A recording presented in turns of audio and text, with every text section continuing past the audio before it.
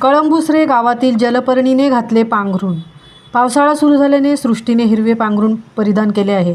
त्या धर्तीवरील सौंदर्यात भर घालण्यासाठी कळंबुसरे गावातील तलावात जलपर्णीने पांघरून घातल्याचे चित्र पाहावयास मिळत आहे.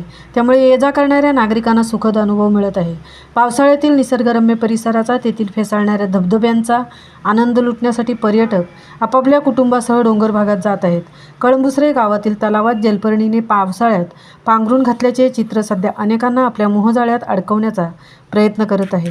त्यामुळे चिरनेर कोपरुली रस्त्यावरून प्रवास करणारे नागरिक तलावात पसरलेल्या जलपर्णीकडे मोठ्या कौतुकाने पाहत आहेत. महामुंबईसह अनंत नारंगेकर, उरण.